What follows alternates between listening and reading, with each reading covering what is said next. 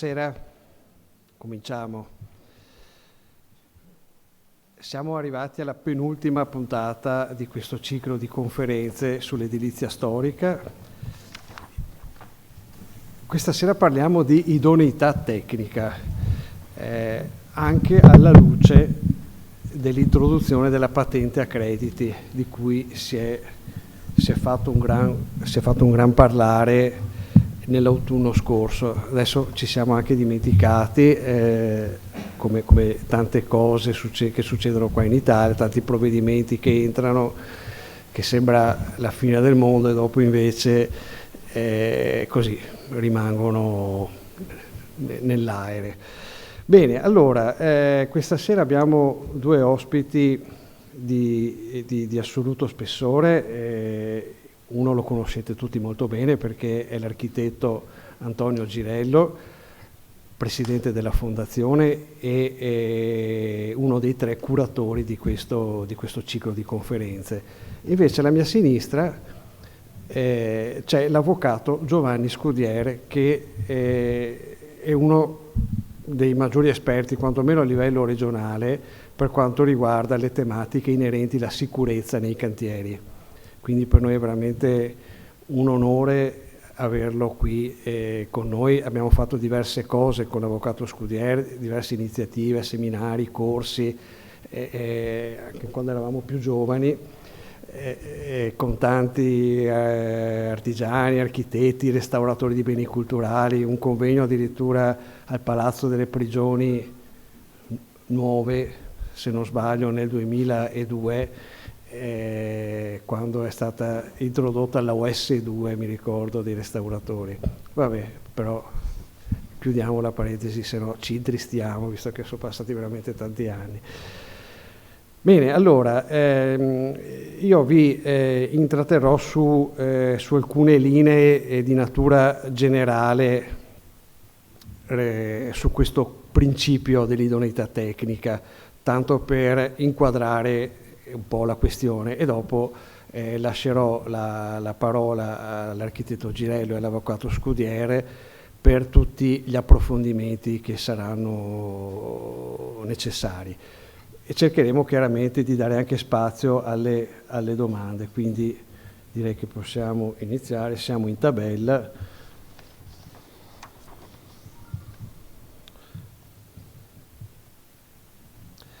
Preventivi stracciati, stracciali pure. Cos'è sta roba? Allora, questo è uno slogan che abbiamo introdotto all'interno di una campagna di sensibilizzazione che recentemente abbiamo fatto per la cittadinanza, predisposta da Confartigianato Venezia, dalla categoria edili, rappresentata dal presidente Francesco Busato, che è qui in sala, dove in buona sostanza diciamo una cosa: attenzione ai preventivi troppo bassi, perché i preventivi troppo bassi nascondono delle insidie, se non delle vere e proprie trappole. Il committente è il primo responsabile, non può andare a vedere l'ultima riga del preventivo, che è quella del prezzo con lo sconto, per definire la scelta del contraente, ma deve vedere anche altre cose. Quindi certamente la parte economica è importante, fondamentale, inutile che lo neghiamo, ma il committente deve valutare anche altre cose. Deve in buona sostanza valutare, verificare l'idoneità tecnica professionale, che appunto non va intesa come una capacità imprenditoriale di livello generico, ma deve essere vista come il possesso di specifici requisiti professionali in relazione a quel particolare lavoro oggetto dell'appalto. E qui dopo entreremo appunto nel merito per capire quali sono questi requisiti. In buona sostanza però è importante far passare questo messaggio, che la scelta della ditta a qualunque livello, quindi indipendentemente dalla dimensione del cantiere, che sia un cantiere pubblico, privato, che ci siano più imprese o una sola impresa, la verifica dell'idoneità tecnica della o delle imprese o anche dei singoli prestatori d'opera, dei singoli artigiani, è sempre richiesta per legge. Il campanello d'allarme è chiaro, non serve che lo dica, i preventivi troppo bassi, che suonano come delle vere e proprie anomalie, cosa significano, cosa sottendono? Sottendono che ci sono dei risparmi che non dovrebbero essere fatti sul fronte della sicurezza, che è il tema della conferenza della volta scorsa, e sui temi anche della qualità degli interventi. È chiaro, quindi si va a risparmiare sulla sicurezza e sui materiali e sui processi di restauro. Scegliere bene l'impresa cosa significa in concreto? Significa appunto chiamare un'impresa che conosca e rispetti gli adempimenti in materia di sicurezza, i cui lavoratori siano in regola ed abbiano ricevuto la necessaria formazione ed informazione sulla sicurezza del lavoro, che utilizzi macchine e attrezzature a norma e che si avvalga a sua volta di subappaltatori e prestatori d'opera idonei. Scegliere bene spetta al committente, anzi è il suo primo e fondamentale obbligo per tutti gli interventi di natura edile. Ecco, quando noi parliamo di cantieri edili, chiaramente il concetto è ampio, in realtà parliamo di cantieri temporanei o mobili, quindi il concetto va riferito ai lavori che rientrano nel cosiddetto comparto casa, quindi lavori di impiantistica, di falegnameria, di parti fabbrile, di carpenteria metallica, eccetera. Il committente può delegare qualcuno all'assolvimento di tali adempimenti, cioè può dire io non ho le capacità per verificare questa idoneità tecnica che mi è stata richiesta come obbligo e posso appunto delegare qualcuno che ne sa più di me e posso essere quindi tranquillo e liberarmi da queste responsabilità? La risposta è abbastanza sì, e non completamente, dopo vi cerchiamo anche di chiarire questo passaggio. Quindi il committente può essere esonerato in parte dalle responsabilità civili e penali in merito alla sicurezza dei lavoratori soltanto con la nomina di un responsabile dei lavori e nei limiti dell'incarico a questi conferito. Il testo unico sulla sicurezza, il decreto legislativo 81 del 2008, riporta testualmente all'articolo 93: il committente è esonerato dalle responsabilità connesse all'adempimento degli obblighi limitatamente all'incarico conferito al responsabile dei lavori. Questo ci fa capire che deve essere ben chiaro qual è il confine di questo incarico che il committente fornisce a questa figura che adesso andremo a vedere chi può essere del responsabile dei lavori. La nomina deve essere oggetto di un conferimento formale, cioè deve esserci un atto scritto in buona sostanza. Deve indicare i precisi compiti attribuiti e deve assegnare al delegato i poteri decisionali e di spesa, e qui l'architetto Girello, questo è un tema che l'architetto Girello conosce molto bene e cerca sempre di trasmetterlo con tenacia in tutte le riunioni, tutte le assemblee a cui ho partecipato, perché è un passaggio fondamentale. Il responsabile dei lavori chi può essere? Diciamo che la norma non definisce delle caratteristiche precise, non deve essere necessariamente un professionista, un architetto, un ingegnere. Diciamo che generalmente è la figura alla quale il committente può demandare parte dei propri obblighi appunto in materia di sicurezza. Si tratta di una figura fondamentale all'interno del cantiere in quanto rappresenta l'elemento apicale data la sua responsabilità sull'opera e sulla sicurezza dei lavoratori. Chi è che può svolgere questo ruolo di responsabile dei lavori? Appunto, il committente può scegliere tra un lavoratore subordinato o un lavoratore autonomo con contratto di tipo professionale, ma non sono richiesti requisiti precisi. C'è quindi ampia libertà nella scelta. L'unico passaggio che va, diciamo, rispettato è quello dell'obbligo sulla modalità di nomina, che appunto va fatta per iscritto, anche proprio per, diciamo, delineare bene i confini sui poteri, sulle funzioni che verranno conferite a questo responsabile dei lavori e le relative capacità di spesa. Quando è che ha senso, perché bisogna sempre cercare di aiutarci dal buon senso, quando è che ha senso allora nominare un responsabile dei lavori? Quando è che il committente si deve porre il problema di trovare una figura che ne sappia magari più di lui?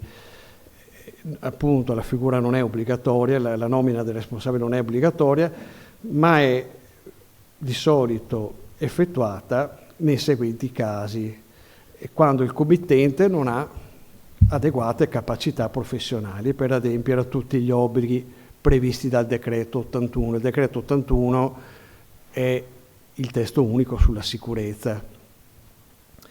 O comunque preferisca far seguire il cantiere a un soggetto propriamente qualificato,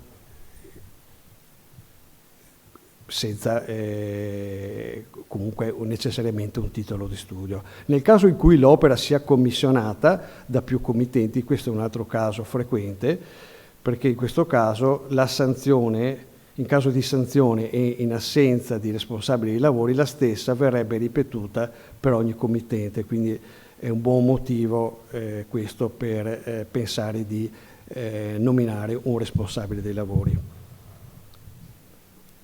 Come si diceva, è fondamentale che ci sia una delega di funzioni. In questo modo il committente risulterà esente dalle funzioni che gli sono proprie e dalle conseguenti responsabilità.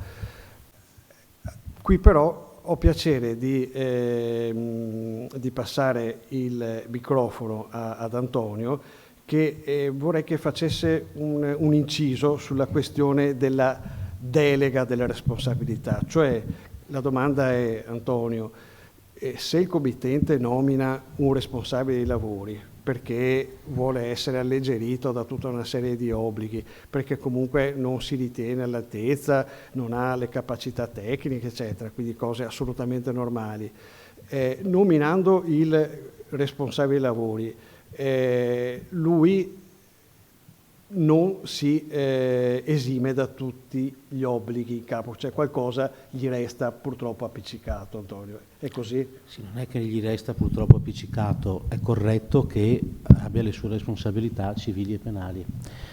Allora, la figura del committente è una figura che si sviluppa sotto più aspetti, sotto più facce.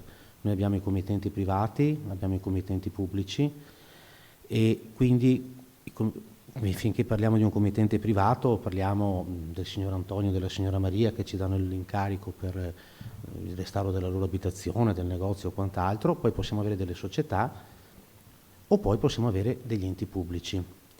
Le figure dei committenti cambiano di volta in volta perché nel caso specifico del cittadino utente è una persona fisica con il suo codice fiscale ed è una persona che poi poi vi dirò quali sono gli aspetti che lo riguardano. Poi abbiamo le società, tanti di noi lavorano qui in centro storico dove ci sono società immobiliari che comprano immobili o se sono addirittura dei fondi immobiliari nominano dei project manager, oppure abbiamo degli enti pubblici. Partiamo dagli enti pubblici. Gli enti pubblici hanno il loro ex RUP, responsabile unico di procedimento, che adesso si chiama responsabile unico di progetto. Mi permetto di dire che questo vorticar di norme, cioè il passaggio da RUP, da responsabile unico di progetto a responsabile unico di procedimento come era prima, genera sempre più confusione della volontà del legislatore stesso che ha creato la norma per creare della chiarezza. invece ha fatto ancora più confusione, perché ha creato il responsabile unico di progetto, ma non ha delineato l'ambito in cui lui si deve muovere, quali sono le sue responsabilità. In questo caso, per esempio, uno dice, mentre prima la legge prevedeva che il RUP, il responsabile unico non di progetto, ma di procedimento, fosse anche responsabile lavori, e questo era scritto sulla norma, ora il fatto che non sia più progetto ma procedimento pone dei dubbi. Ecco allora, come diceva il dottor Vettore, che si parla di delega di funzioni. Ma delega di funzioni fatta in che modo? Tanti di noi, anche se non è obbligatorio, utilizzano per mandare le notifiche preliminari il portale della Regione. Se avete notato negli ultimi mesi, nel portale della Regione su segnalazione ha introdotto una spunta in cui, se noi inviamo la notifica per conto del committente, nella spunta scriviamo responsabile lavori delegato al solo invio della notifica. Quindi quella è già una delega di funzioni. Ma una delega di funzioni a vari livelli. Cosa deve fare il responsabile dei lavori? Se voi leggete il DLGS 8108, il responsabile dei lavori, per esempio, verifica i contenuti del PSC e nomina comunque a monte, nel caso di più imprese anche non contemporaneamente o di lavori in cui è necessaria la notifica più di 200 uomini al giorno, nomina il coordinatore in fase di progettazione e esecuzione, oppure il responsabile dei lavori nomina il coordinatore in fase di esecuzione quando nell'iter del cantiere si rende necessaria questa figura, perché da un'unica impresa si passa a più imprese, e il coordinatore in fase di esecuzione ha anche l'obbligo di redigere un PSC. Questa è una delega di funzioni di verifica sull'attività del coordinatore della sicurezza, è una delega di funzioni sull'invio della notifica preliminare, non ha bisogno di nessuna capacità di spesa. Se invece io voglio dare al RUP o come società al professionista una delega quasi totale di responsabilità civile e penale, devo dargli anche una capacità di spesa, cioè devo dargli la possibilità di poter incidere direttamente con delle decisioni avendo un portafoglio. Quindi vediamo che ci sono tre tipi di deleghe di funzioni, se vogliamo fare dei macro esempi. Una delega di funzioni limitatamente all'invio della notifica di preliminare, perché il signor Antonio e la signora Maria certamente non hanno tempo, per cultura loro non vanno nel portale della Regione a inviare la notifica preliminare. Una delega di funzioni di verifica sull'operato del coordinatore della sicurezza e di nomina dello stesso e verifica del suo lavoro e verifica del piano di sicurezza e coordinamento, perché è il responsabile dei lavori che lo trasmette alle imprese e non il coordinatore. Oppure una delega di funzioni di responsabile dei lavori operativa con portafoglio, cioè io vado in cantiere, sono responsabile dei lavori, vedo che per fare quel lavoro sarebbe meglio avere ulteriori impalcature e do l'ordine di montarle, quindi vado a incidere sui costi, quindi ho una delega che mi consente, mi dà un portafoglio. Questa delega fatta dal committente o fatta dal dirigente dell'ente pubblico o fatta dall'amministratore delegato della società è una delega che dà molti poteri al responsabile dei lavori, che sia RUP di progetto o di procedimento, è comunque una delega che non toglie tutte le responsabilità civili e penali di colui che ha comunque la capacità di spesa di firmare i contratti con l'impresa e di pagare le imprese stesse. Grazie Antonio. I requisiti del responsabile dei lavori, questi li abbiamo già visti, dovrà essere una persona in possesso di competenze tecniche, quindi questo è il minimo che si richiede per la gestione dei lavori. Il possesso dei requisiti delle competenze di tipo tecnico-professionali devono essere accertati dal committente responsabile per conto delle imprese esecutrici, quindi la famosa culpa in eligendo, come dicevano i nostri padri. Quali sono i suoi compiti? I compiti sono quelli definiti all'articolo 90 del testo unico sulla sicurezza e anche questi li lascio trattare dall'architetto Girello. Allora sì, se vuoi aiutarti sui compiti, Il responsabile dei lavori, sì. Quali sono i compiti del responsabile dei lavori? Li avevo un attimino già elencati prima. Lui ha parlato di culpa in eligendo e sta già portando avanti il discorso sull'arrivo della patente appunto in edilizia. Quindi il responsabile dei lavori è colui che deve verificare l'idoneità tecnica dell'impresa, che, come ha detto prima Enrico, non ha nulla a che vedere sulle capacità tecniche operative dell'impresa, ma va a verificare lo status dell'impresa, cioè va a verificare se è in regola con i pagamenti contributivi, se è in regola con i pagamenti delle assicurazioni, di prevenzione, se non ha procedimenti ai sensi dell'articolo 14, cioè se non ha già dei procedimenti civili o penali in corso, cioè ci sono tutta una serie di verifiche che devono essere fatte. Questa cosa nel 90% dei casi non viene mai fatta, perché quando si tratta di privati che ci danno l'incarico di fare la progettazione, la direzione lavori e ahimè anche la sicurezza, perché glielo facciamo notare noi e combattiamo per questa responsabilità che ci prendiamo di ruolo di coordinatore in progettazione e esecuzione, che sembra quasi debba essere donata al committente perché siamo comunque già progettisti e direttori dei lavori. Il committente, quando gli spieghi che deve essere anche responsabile dei lavori, non controlla queste cose. Come diceva prima Enrico, guarda solo ed esclusivamente l'ultima riga del capitolato. Ecco allora che forse il legislatore, credendo di semplificare, ha reso ancora più complessa la cosa creando la patente appunto in edilizia. Ha detto: cosa faccio? Siccome il responsabile dei lavori mi deve verificare questi 4 documenti, ma nella gran parte dei casi è il cittadino utente privato che non ha la cultura professionale di comprendere questi documenti, io che sono il legislatore e non mi confronto con le categorie che lavorano nei cantieri e con i professionisti, creo la patente appunti, cioè creo uno strumento per cui il committente con grande semplicità chiede: lei ha la patente appunti? Quanti punti ha? 30? Al di sotto dei 15? Ha creato questo strumento. Adesso lo vedremo. La patente appunti praticamente è uno strumento che raccoglie tutti quei dati che dovrebbe verificare il responsabile dei lavori prima di dare l'incarico all'impresa. Sì, in realtà questo però poi vedrò, non voglio lasciare andare avanti, poi nel mio intervento vi spiegherò che ha generato ulteriore confusione su chi deve verificare, cosa deve verificare e quando verificare. Certo, in realtà adesso entreremo anche nel merito della patente a crediti.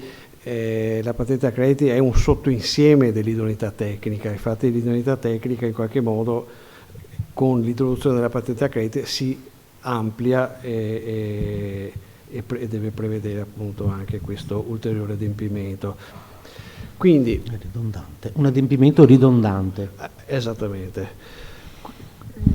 Quali sono i suoi compiti? Il responsabile dei lavori, anche nel caso di affidamento dei lavori ad un'unica impresa o lavoratore autonomo, prima dell'inizio dei lavori deve verificare l'idoneità tecnico-professionale, è il discorso che facevamo all'inizio, delle imprese affidatarie e delle imprese esecutrici, nonché dei lavoratori autonomi in relazione alle funzioni o ai lavori da affidare, con le modalità previste dall'allegato 17, sempre del testo unico. Nei cantieri in cui l'entità presunta è inferiore a 200 uomini giorno, tale requisito dell'idoneità tecnica, sottinteso, viene soddisfatto attraverso la presentazione da parte delle imprese e dei lavoratori autonomi dei seguenti documenti: il certificato di iscrizione alla Camera di Commercio, il documento unico di regolarità contributiva, il DURC, e un'autocertificazione in ordine al possesso degli altri requisiti previsti dall'allegato 17. Dopo qui eventualmente apriremo una parentesi quali sono i requisiti dell'allegato 17. Slide, così si capiscono. Però intanto in questa prima fase ci premeva dare una visione d'insieme delle cose e far capire il nesso tra idoneità tecnica e patente a crediti. Il responsabile dei lavori poi deve chiedere alle imprese affidatarie la seguente documentazione: la dichiarazione dell'organico medio annuo corredato dagli estremi delle denunce dei lavoratori effettuati all'INPS, all'INE e alle casse edili, questo chiaramente per combattere il lavoro sommerso, e una copia, e questo è uno dei requisiti più disattesi, una copia del contratto di appalto con indicato il contratto collettivo nazionale del lavoro applicato. Quindi i contratti di appalto, di prestazione d'opera o di subappalto che le imprese redigono assieme ai committenti devono sempre riportare, correggimi se sbaglio Giovanni, devono sempre riportare l'applicazione del contratto nazionale di lavoro.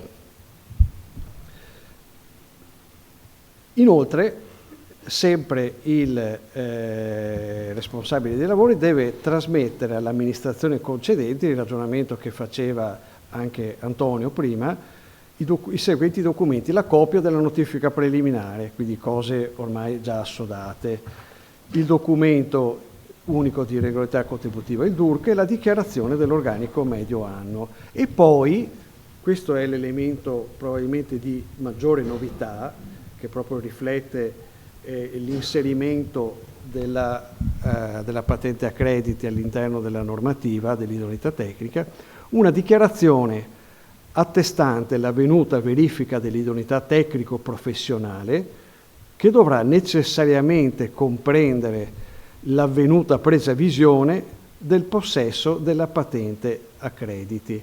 Cioè, in buona sostanza, qui deve esserci una dichiarazione da parte del responsabile dei lavori, esattamente, che attesta che ha preso effettiva visione della patente a crediti da parte dell'impresa, quindi che ha verificato il possesso, o meglio, che ha verificato prima di tutto il possesso dell'idoneità tecnica, perché si è fatto dare tutti i documenti che abbiamo citato prima, Camera di Commercio, DURC, dichiarazione organico medio anno, ma poi ha anche preso visione del possesso della patente a crediti della o delle imprese esecutrici o anche dei lavoratori autonomi. E allora entriamo nel vivo della patente a crediti, perché l'architetto Girello mi ha chiesto giustamente di non dare per scontato il fatto che tutti sappiano che cos'è la patente a crediti e su chi ricade l'obbligo. Quindi non parleremo di patente a crediti questa sera, perché altrimenti facciamo notte fonda, però daremo proprio un flash sui soggetti che appunto ne sono obbligati e in buona sostanza andremo a rivedere che cos'è, quali sono i requisiti per richiederla. Quindi la norma di riferimento per la patente a crediti è l'articolo 27, sempre del testo unico della sicurezza, quindi era già stata prevista nel lontano 2008, giusto Antonio? A seguito della pubblicazione del decreto ministeriale 132 avvenuta lo scorso 20 settembre, a far data dal 1° ottobre 2024, sono tenuti al possesso della patente a punti o a crediti è lo stesso, le imprese e i lavoratori autonomi che operano nei cantieri temporanei o mobili di cui all'articolo 89. Il Ministero del Lavoro chiarisce che il rilascio della patente, previo inserimento della domanda a portale, è automatico e comunque tra la domanda e il rilascio della patente è possibile lavorare, perché era sorto poi questo problema, tante imprese se lo ricordavano che non avevano di fatto nulla. Era stata introdotta in regime transitorio una PEC dell'Ispettorato del Lavoro proprio per consentire comunque di lavorare, perché il portale non era operativo, insomma tutta una serie di problemi tipici dei nostri. Chi ne è esonerato? Ecco, qui è stato subito detto che sono esonerati dalla patente i fornitori, quindi anche i trasportatori, perché si era posto il problema, ma i trasportatori sono soggetti, ma dipende, se non entrano in cantiere se non entrano in cantiere non sono obbligati. Se invece entrano in cantiere e magari fanno addirittura anche operazioni di allestimento, mi ricordo anche ai tempi dell'allestimento, del disallestimento, anche della Biennale, che si era posto anche questo problema, certamente sì, perché quelli sono di fatto interventi che rientrano a pieno titolo. Non sono obbligati i professionisti, cioè tutti i soggetti che offrono prestazioni di natura intellettuale, e le imprese. Qui è stato invece un regalo che è stato fatto alle SOA, in possesso dell'attestazione di qualifica, appunto SOA, per classifica pari o superiore alla terza. Quindi le grandi imprese di costruzione che sono attestate SOA indipendentemente dalla categoria, ma con classifica pari o superiore alla terza, sono esonerate dall'obbligo della patente a crediti. E risparmiamo i commenti. Come è stata richiesta la patente a crediti e come si richiederà per tutte quelle imprese che non lo hanno fatto ancora. La patente è rilasciata in formato digitale, c'è questo portale dell'Ispettorato Nazionale del Lavoro. Se il portale funziona, la procedura anche è abbastanza veloce, devo dire.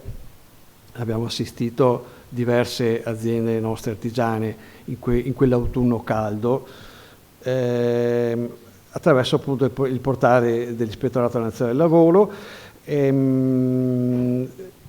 e per appunto ottenere questa patente i requisiti sono quelli che li ribadiamo, quelli che avevamo visto prima: iscrizione a Camera di Commercio, adempimento degli obblighi formativi da parte del datore di lavoro, dei dirigenti, dei preposti, dei lavoratori autonomi e dei lavoratori dell'impresa. Quindi anche qui uno dice: ma cosa c'entra il lavoratore autonomo che non ha nessun obbligo in materia di sicurezza? Non è proprio così, perché se il lavoratore autonomo svolge determinate funzioni all'interno del cantiere,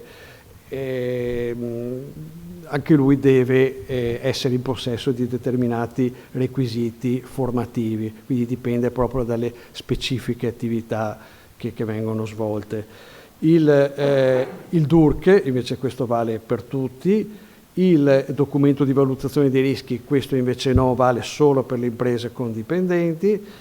E poi c'era questa novità del DURF, che nessuno aveva capito cosa fosse, dopo le cose si sono un po' chiarite: il documento unico di regolarità fiscale. Dopo eventualmente, se qualcuno ha piacere, lo approfondiamo, ma direi di andare avanti. E poi la designazione del responsabile del servizio di prevenzione e protezione nei casi previsti dalla normativa vigente. Anche questo è un requisito che riguarda le imprese con dipendenti. Dopo, anche qui, non vorrei spaccare il capello in quattro, però voi sapete che se un lavoratore autonomo, un prestatore d'opera, un artigiano, tanto per capirci, inserisce al proprio interno, che lavora da solo, a un certo punto inserisce al proprio interno un collaboratore familiare, quindi magari il figlio che entra in azienda inserito proprio come collaboratore familiare, ecco che ai fini della sicurezza quel collaboratore familiare è equiparato a tutti gli effetti a un dipendente, e quindi scattano tutti gli obblighi di natura formativa. Tutti questi requisiti di fatto venivano dimostrati e vengono tuttora dimostrati tramite autocertificazione o dichiarazione sostitutiva di atto di notorietà. Anche qui lasciamo stare la differenza tra autocertificazione e dichiarazione sostitutiva. Comunque quello che è importante capire è che non è necessario, non è stato necessario e non lo è tuttora, caricare alcun documento, anzi proprio il portale non lo prevede, quindi tutto si risolveva, diciamo, in autodichiarazione, per capirci.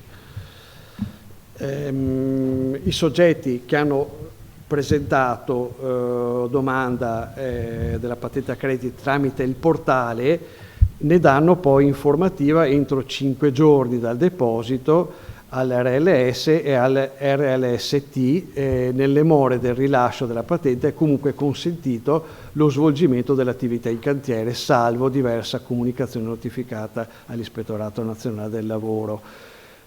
Cosa succede per chi opera nei cantieri senza la patente? Alle imprese o i lavoratori autonomi privi della patente o con un numero di crediti inferiore a 15 viene applicata una sanzione amministrativa pari al 10% del valore dei lavori e l'esclusione della partecipazione ai lavori pubblici per un periodo di 6 mesi. Tutte le imprese di qualunque dimensione, quindi anche i lavoratori autonomi, partono diciamo, con una dotazione iniziale, come accennava prima Antonio, con una dotazione iniziale di 30 crediti.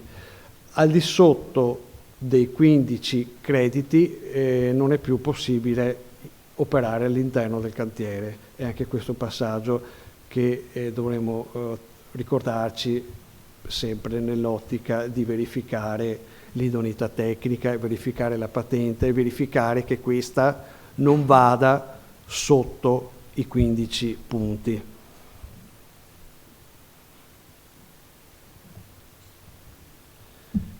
Chi può accedere al portale?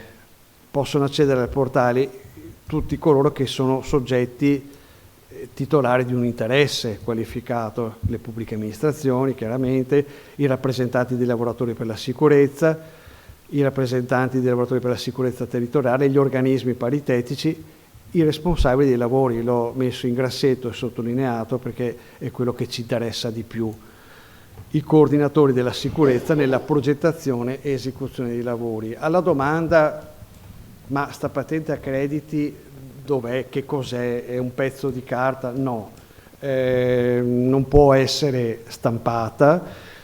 Quello che viene fornito una volta appunto inserita la domanda è un codice appunto generato dal portale dell'Ispettorato Nazionale del Lavoro. Questo è il codice che l'impresa deve conservare gelosamente e comunicare a tutti questi soggetti qualificati e interessati. Quindi il responsabile dei lavori e anche il committente che devono capire se questa impresa, oltre all'idoneità tecnica, ha anche la patente a crediti, deve necessariamente farsi dare dall'impresa il codice generato dal portale.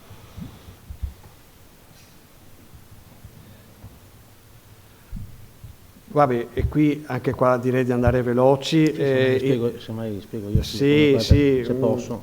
No, certamente Antonio, questo te lo lascio molto volentieri, i crediti base, la storicità, eccetera. Mi interessava completare un attimo questo ragionamento di base. Cosa succede se operano nei cantieri senza patente? Quindi attenzione che appunto sotto i 15 crediti non si può lavorare, c'è una sanzione e è anche prevista l'esclusione della partecipazione ai lavori pubblici per chi fa appunto appalti pubblici, e questo l'abbiamo già detto. A cosa devono fare attenzione le imprese? Quindi tutti i requisiti per la richiesta della patente possono essere autocertificati, come si diceva, quindi il portale non prevede l'inserimento di documenti. Tuttavia mi sono permesso di scrivere, a tutela della serenità delle imprese, il suggerimento che noi come Confartigianato abbiamo dato e continuiamo a dare alle nostre aziende è di verificare con attenzione soprattutto quei requisiti rivolti agli adempimenti, agli obblighi formativi e alla documentazione di valutazione dei rischi, perché qui molto spesso casca l'asino, nel senso che è facile autocertificare, Camera di Commercio, sì, sono a posto, perfetto, eccetera. Dopo succede che molto spesso il corso sui ponteggi è scaduto, il documento di valutazione dei rischi non è aggiornato, il DURC non è regolare, eccetera. Questo perché appunto il decreto cita testualmente che la patente è revocata, quindi noi questo questa operazione di sensibilizzazione nei confronti delle nostre aziende la facciamo e la continuiamo a fare, quindi non prendere alla leggera queste cose, ci si può fare male. La patente è revocata nei casi in cui è accertata in via definitiva, in sede di controllo successivo al rilascio, la non veridicità di una o più dichiarazioni rese sulla presenza dei requisiti. Decorsi 12 mesi dalla revoca si può poi richiedere il rilascio di una nuova patente, però intanto si sta fermi. Anche qui c'è tutta poi una giurisprudenza che nel frattempo si è sviluppata intorno alla revoca della patente, eventualmente questo lo lasciamo all'avvocato Scudier se vi interessa. A cosa devono fare attenzione i committenti / responsabili dei lavori, cioè di fatto li equipariamo queste due tipologie di soggetti.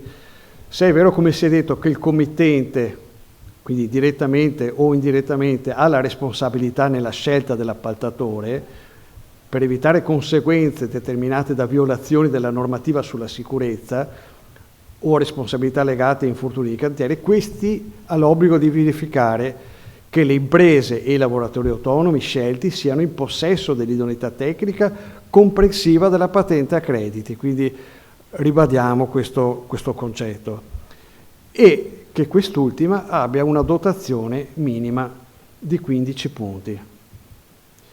E questa era la campagna che abbiamo promosso un po' di tempo fa, che resta di assoluta attualità, soprattutto adesso che è stata introdotta la patente a crediti, che è quella appunto di diffidare dai preventivi stracciati.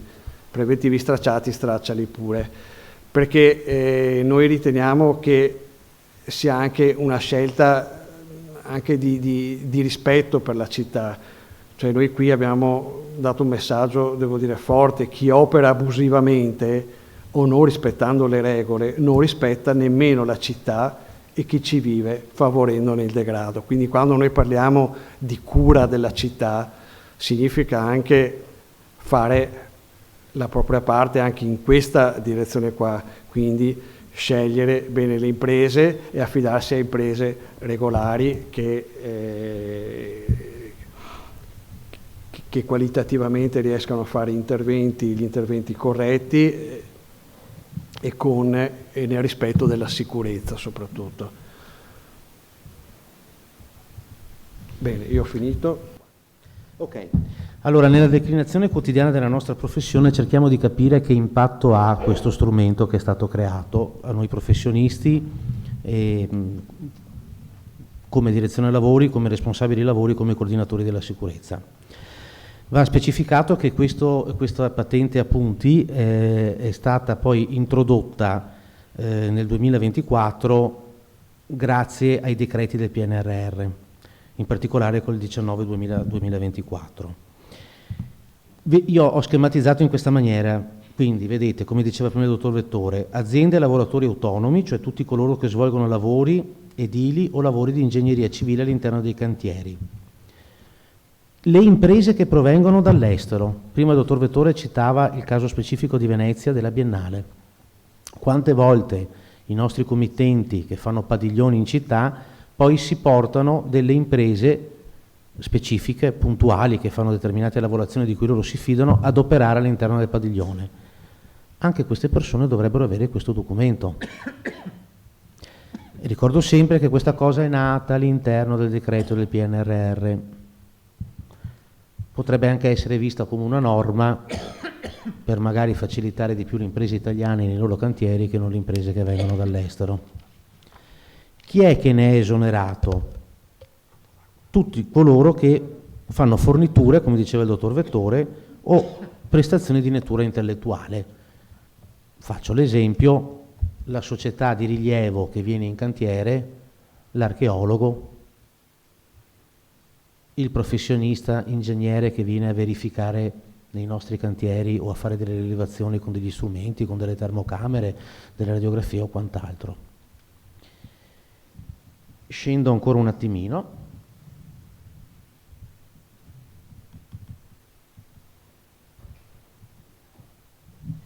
e mi fermo sui requisiti. Ma che impatto ha, come ho detto prima, nella nostra attività quotidiana? Chi la deve controllare? Enrico parla del committente responsabile lavori. Ha ragione, sia chiaro a tutti, il coordinatore in fase di esecuzione e progettazione non deve controllare nulla. Di questo a lui nulla deve interessare. E come dico sempre io, qui c'è anche un avvocato, non chiedete cose che non siete tenuti a controllare, perché nel momento in cui voi controllate una cosa che non siete tenuti a controllare e non funziona, uso un termine improprio, ne diventate responsabili. Il direttore dei lavori e il progettista non devono controllare la patente a punti. Non è un loro compito. Lo facciano presente al committente? Non lo devono controllare. Faccia lei? No. Lo fa il committente o il responsabile dei lavori. Non controllate come direttore lavori o come progettisti se l'impresa ha la patente a crediti. Non è un vostro compito. Quindi è un compito del committente e del responsabile dei lavori. Sì. Ma allora rientriamo, se vi ricordate, su quello che vi ho detto prima, sulle deleghe di funzione. Io che sono, per esempio, responsabile dei lavori perché RUP, o responsabile dei lavori perché delegato da una società o quant'altro, che tipo di delega ho? Ecco perché prima il dottor Direttore diceva, ma dove si ferma la responsabilità del committente? Nella mia delega devo avere anche questa cosa da controllare. Ma attenzione però, perché avete visto che se parliamo di imprese certificate SOA in classifica pari o superiore alla terza, la patente a punti non esiste. Allora voi che siete RL o RUP dite, ok, perfetto, io ho la fortuna che posso mettere nel bando che devono esserci imprese con la SOA, e questo vi dimostra che probabilmente il legislatore forse ha ascoltato più alcune associazioni di categoria rispetto ad altre, forse non ha ascoltato la Confartigianato, magari ha ascoltato l'ANCE. È una categoria superiore alla terza. Molto bene, allora io ho la mia SOA superiore alla terza. Sono a posto, è come se avesse la patente a punti con tutti, sono stati coagulati qua i documenti che prima diceva Enrico. È vero, ma vedete la differenza? Colui che non ha la SOA di categoria terza o superiore ha una patente a punti che parte da 30 punti e dopo i 15 deve fermarsi. Colui che ha la SOA di terzo livello superiore non ha alcun punteggio. È la SOA stessa che l'autorizza a fare l'attività. Perché, come diceva prima Enrico, nel momento in cui si va nel portale dell'Ispettorato di Lavoro, faccio l'esempio per noi come per chi di noi è iscritto all'ANAC. Non è che noi nel portale ANAC per rigenerare il passoe di gara è circa la stessa cosa. Noi generiamo un passoe che dà un numero, un passoe sarebbe, sì, okay. Io lo chiamo passoe perché sono veneziano, quindi quando si gira premando, stagando in canale, il passoe, cioè il pass per l'operatore economico. Quando si fa il concorso, ci si va a iscrivere nel portale dell'ANAC, si crea il pass per l'operatore economico, ci danno un numero. La stessa cosa viene fuori per i colleghi imprenditori, vanno nel portale e hanno un numero, ma in realtà con il loro codice fiscale, come succede a noi con la nostra partita IVA, quando andiamo nel portale ANAC, facciamo tutta una serie di autodichiarazioni, non è che andiamo a caricare dentro la dichiarazione di Inarcassa che siamo in regola annualmente piuttosto che la nostra assicurazione RC professionale. Okay? Qual è l'aspetto? Nel caso in cui voi non aveste a che fare o ad operare con imprese che non hanno la SOA di terzo livello o superiore,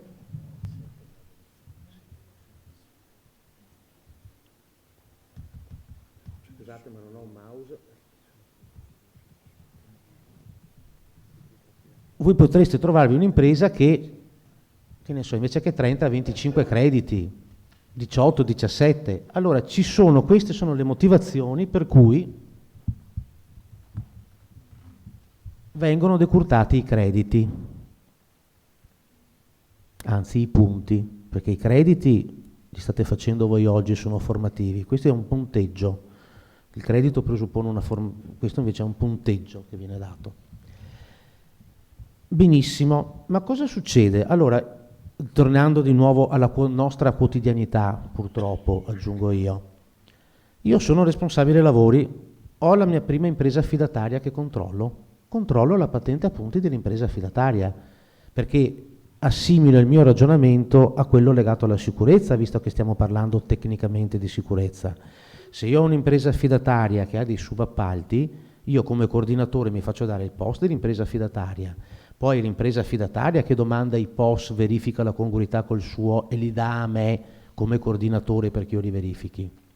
Uno presupporrebbe, a rigor di logica, che la patente appunti la chiede la stazione appaltante, la chiede il RUP, la chiede la signora Maria o il signor Antonio la prima volta all'impresa affidataria e poi, a rigor di logica, va a cascata e tu mi dici che hai controllato. Bene, non sappia la destra ciò che fa la sinistra.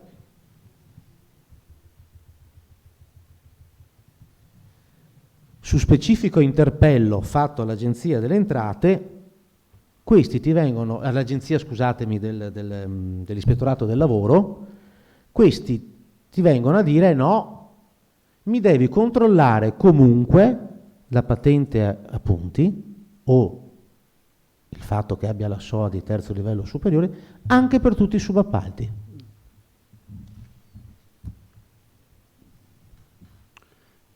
Mi pare una cosa un po' strana. Ringrazio l'avvocato Scudier di essere qui oggi, perché dopo alla fine queste cose si risolvono purtroppo in via giudiziale. E questa patata se la cura l'avvocato Scudier, questa perché non è detto che quello che scrive il legislatore con buona fede assoluta, per quanto la legge, come dice l'avvocato, vada tutti rispettata, si possa poi inserire nella pratica quotidiana delle attività. È come il discorso del responsabile lavori, se non c'è una specifica delega, perché anche lì il gioco viene fatto sulla capacità di spesa. Mi è stato fatto una domanda specifica. In un comune la capacità di spesa il RUP ce l'ha a prescindere. Ultimamente con la riforma nel MIC, per esempio, i RUP, i responsabili unici di progetto delle sovrintendenze, che non sono più responsabili unici di procedimento, è stata girata loro tutta la capacità di spesa al sovrintendente in persona, che firma lui i contratti dagli incarichi. Ma questo secondo noi non esonera comunque il RUP solo perché si chiama responsabile di progetto o di procedimento alla verifica, per esempio, della patente a punti, perché comunque ci sarà il fatto che lui sia RUP, avrà una delega di funzioni. Bisogna comprendere qual è questa delega di funzioni, a che cos'è limitata. Stessa cosa vale per i subappalti a cascata. Per quanto mi riguarda, secondo me è l'impresa affidataria che deve chiedere, quando mi trasmette il POS mi dirà anche se ha la patente a punti. Io vado a verificare un'impresa che sta avendo una trattativa con l'impresa affidataria? Sono io responsabile dei lavori, committente, che devo andare a verificare tutti i subappaltatori se hanno la patente a punti? Se hanno le SOA di terzo livello o superiore? Li pago io? Faccio io il contratto con il subappaltatore? No, loro ti dicono che devi farlo tu come responsabile dei lavori. Però adesso lo verifichiamo bene. Adesso lo verifichiamo con l'avvocato, perché sono tutte cose che, mi permetto, stanno nascendo, e quando tu chiami gli organi di vigilanza e di ispezione ti rispondono sempre nella maniera più coercitiva. Bene. Questo è, dopo magari dirò altre cose, quindi lascio la parola a Giovanni, che ringrazio, chiedendogli appunto di approfondire questo aspetto nel caso fossimo responsabili dei lavori. Ricordatevi però, ve lo ripeto, che come coordinatori in fase di progettazione, come coordinatori in fase di esecuzione, come progettisti e direttori dei lavori, a noi della patente a punti non ci deve interessare. Bene. Se il committente è? Di fatto, o nomina un responsabile dei lavori, di fatto deve controllare lui. Il committente, scusate un attimo, se io ho mal di denti e vado dal dentista, mi informerò da che dentista vado? Ecco, io direi adesso, visto che i tempi cominciano a essere ristretti, e grazie Antonio, diamo la parola all'avvocato Scudiere, che farà proprio un excursus su questa questione di chi verifica chi, con un focus poi sulla questione ancora molto grigia, almeno per me ma anche per Antonio, questo mi consola, del subappalto. E dopo diamo spazio anche volentieri alle domande, quindi per tutti i chiarimenti siamo a disposizione. Prego Giovanni. Bene, allora intanto saluto tutti i presenti, ringrazio per l'invito Confartigianato, Enrico Vettore, ringrazio la Fondazione Architetti Antonio Girello e vado subito al tema. Con questa precisazione abbiamo pensato, non essendo ipotizzabile, di fare una panoramica completa del tema, anche perché è un tema che comincia, non certo vecchio, ma comincia a avere i suoi mesi di applicazione e quindi ci sono alcune questioni che sono più attuali di altre. I presupposti di base della normativa li abbiamo visti e quindi vogliamo provare, almeno questa è l'idea, a vedere di cosa dobbiamo parlare oggi. Perché dico questo? Perché parlando di patenti a crediti abbiamo avuto in questi mesi delle fasi di picco. All'inizio per capire cos'era, marzo, poi maggio con la conversione in legge, poi si è iniziato a discutere dei decreti attuativi, decreto attuativo DM Lavoro 132, pubblicato a fine settembre. In realtà è uscito nel sito del Ministero del Lavoro una serie di slide di presentazione del decreto prima che il decreto fosse approvato e pubblicato in Gazzetta Ufficiale, quindi un iter tutto molto atipico. Dopodiché abbiamo avuto con il decreto attuativo la prima circolare a settembre e vi ricorderete il periodo di massimo affanno, quello in cui c'era la data in arrivo di entrata in vigore, quindi l'1 ottobre. Dopodiché, passata la buriana del mese di ottobre e delle iscrizioni, per chi le ha fatte, iscrizioni intendo richiesta di patente, è come se tutto si fosse acquietato e come se la patente a crediti non fosse più stata un tema. A dicembre è uscita una circolare che tratta del regime sanzionatorio e che ci interessa particolarmente per una serie di contenuti che ha, di cui dovremo parlare. Nel frattempo l'ispettorato pubblica periodicamente delle FAQ, le ultime proprio pochissimi giorni fa. Quando io ero giovane avvocato, ahimè non ieri, si discuteva e tuttora lo si fa sul fatto che le leggi dovrebbero regolare i comportamenti e non le circolari applicative. Oggi, qualche anno dopo, benediciamo le circolari applicative perché in realtà oggi abbiamo a che fare con le FAQ, che sono un ulteriore livello di evoluzione non impositivo, credo, della circolare. La circolare è diretta ai funzionari che fanno capo all'ufficio che emette la circolare, tecnicamente questo è il loro valore, sono vincolanti per i destinatari di quell'ufficio. Le FAQ sono indirizzate a tutti noi e quindi teoricamente dovrebbe voler dire che io devo applicare la patente a crediti secondo quello che mi dicono le FAQ, cosa assolutamente discutibile, uso questo aggettivo dal punto di vista del diritto, però queste sono, in questo momento ne abbiamo 28. Poi c'è anche una nota, come vedete tutte dell'Ispettorato del Lavoro, perché come sapete la patente a crediti è materia esclusivamente dell'Ispettorato del Lavoro. L'Ispettorato del Lavoro gestisce le domande, l'Ispettorato del Lavoro gestisce il portale, l'Ispettorato del Lavoro gestisce le revoche, le sospensioni, le misure sanzionatorie. È uscita una nota del coordinatore della Commissione Salute, Conferenza Regioni e Province Autonome, ve l'ho indicata perché? Perché è l'unica voce proveniente dal mondo, chiamiamolo, della salute, e quindi Ministero Salute, assessorati a salute, che per usare un'espressione riassuntiva è il mondo delle ASL e degli SPISAL, quindi l'altra parte del mondo della vigilanza. Non ne tratteremo, forse qualche cenno, ma è interessante andarla a leggere perché sostanzialmente è una circolare finalizzata a, da un lato, rivendicare il fatto che gli organismi di vigilanza in materia di cantieri sono ancora oggi prevalentemente le ASL e gli SPISAL, dall'altro lato a lamentare neanche troppo implicitamente il fatto che nonostante questo, questa è una normativa che gravita tutto sull'Ispettorato del Lavoro. Però questo riguarda gli equilibri e gli assetti di carattere istituzionale, ci interessano solo perché rendono il quadro della difficoltà di gestire questa materia che, lo ha detto all'inizio Enrico Vettore, e credo che ce ne siamo troppo presto dimenticati, questa è una rivoluzione dal punto di vista giuridico.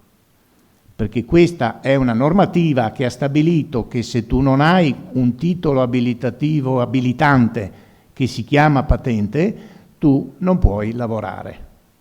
Se tu sei privo di patente o perdi la patente, ti sospendono la patente, ti revocano la patente, tu esci dal mondo economico. Non è una espulsione da un cantiere, non è l'interruzione di una singola lavorazione, è una cessazione totale dell'attività d'impresa, che non riguarda solo il singolo cantiere rispetto al quale può essersi verificato un certo evento, ma riguarda l'intera impresa. Che l'impresa abbia 2 dipendenti e solo quel cantiere, o che l'impresa ne abbia 10.000 sparsi su 300 diversi cantieri, la sospensione, la revoca, il venir meno dei crediti, nell'uno e nell'altro caso, comporta la cessazione dell'attività. Di ciò nella normativa non c'è nessuna evidenza, perché è chiaro, se la leggiamo nei suoi aspetti incrociati e in controluce, è chiaro che è stata scritta pensando a strumenti di sospensione interdittiva come erano quelli per esempio dell'articolo 14 del decreto 81. Trovo una violazione, sospendo la lavorazione del cantiere, tu metti in regola e poi procediamo. E questo è un punto che tuttora ci deve far riflettere. Perché? Perché oggi, dai dati da ultimo emersi, e per quanto almeno a me risulta, fino all'altro giorno il numero di patenti richieste e rilasciate era di 413.000, i numeri di cui citava la stampa specializzata all'epoca era che il numero di imprese e lavoratori autonomi interessati ruotava intorno agli 800.000, poi come questi numeri siano stati raccolti non lo so, ma il dato di fatto è che vorrebbe dire che una impresa su 2 lavora senza la patente, e stando solo a un aspetto puramente statistico dovrebbe voler dire che se noi usciamo e guardiamo i nostri cantieri, almeno la metà sono imprese non in possesso di patente. Qui non ci sono, credo, tutte e solo imprese e lavoratori autonomi, ma se fossero tutte imprese e lavoratori autonomi dovremmo pensare che almeno questa metà o questa metà della sala sia totalmente fuori legge. Per usare un termine caro alla dottrina e che riguarda la materia fiscale, almeno la metà sarebbero evasori totali. Per usare un termine caro al mondo artigiano, sono abusivi. E questo, ripeto, non è un dettaglio da poco. Adesso vediamo cosa significa. Allora, perché dicevo cosa c'è di attuale adesso? Perché oggi, per esempio, è inutile discutere di quali sono i metodi per acquisire crediti ulteriori rispetto ai 30 che si ottengono per legge automaticamente. In questo momento è inutile perché? Perché non è ancora stato implementato il portale e non sono quindi ancora vigenti le condizioni per poter chiedere di ottenere il riconoscimento dei crediti ulteriori. È inutile discutere di decurtazione dei crediti e quindi di crediti sotto i 15 perché il sistema ancora non è operativo nel suo insieme. Di cosa può essere utile parlare oggi? Aperta parentesi. Fra poco si spera. Comunque prima o poi avremo un altro picco perché verrà attivato il portale. L'Ispettorato del Lavoro provvederà, forse con delle circolari, a esplicare le modalità con le quali ottenere i crediti, sta lavorando a individuare per i singoli fattori che possono dare crediti aggiuntivi com'è che si fa per ottenerli e quindi avremo un picco legato al fatto che se io ho la patente con 30 crediti e posso averne 35 o 70, è chiaro che ho tutto l'interesse ad avere il cumulo massimo per poter subire le minori conseguenze nell'ipotesi della decurtazione. Se ne ho 30 e subisco un infortunio mortale da cui ne deriva la perdita di 20, scendo a 10 e non lavoro più. Se ne ho 50 e subisco la perdita di 20, scendo a 30 e lavoro ancora. Non è evidentemente una cosa indifferente e quindi diventa anche quello oggetto di una attenzione di tipo imprenditoriale.